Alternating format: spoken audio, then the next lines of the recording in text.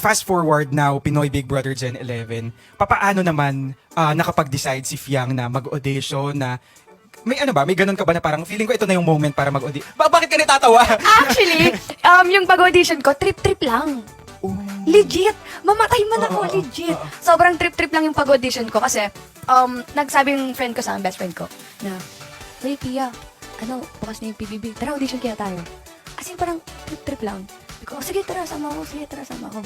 Tapos pumila kami, alala ko pa, it's April 27, 9 p.m. kami pumila. Grabe. And then, kauwi ako, April 29, 12 a.m.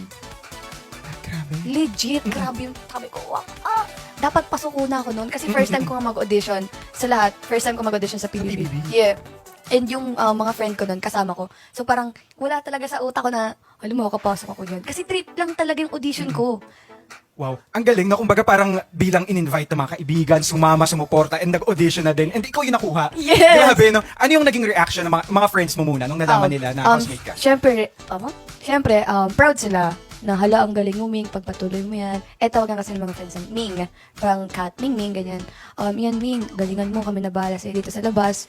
Kung ano man yung mangyari sa'yo sa loob, kami bahala sa'yo pagtatanggol ka namin sa labas. Kumbaga friends and Yeah. supporters muna talaga Yeah. sila. Pero yun, balikan natin yung time na na-receive ni Fiang yung email or message na isa ka sa magiging official housemate. Kwento mo sa ating mga pamilya. Nung time na na-receive ko yun, nasa Laguna ako.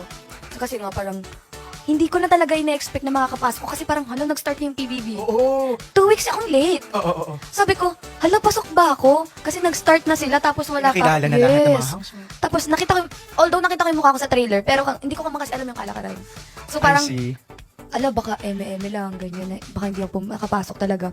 And nung time na nalaman ko yun, ate, nagpakain talaga ako sa buong pamilya ko. Parang, May papiging! true! Sabi ko, baka lalas nyo na yan, ha?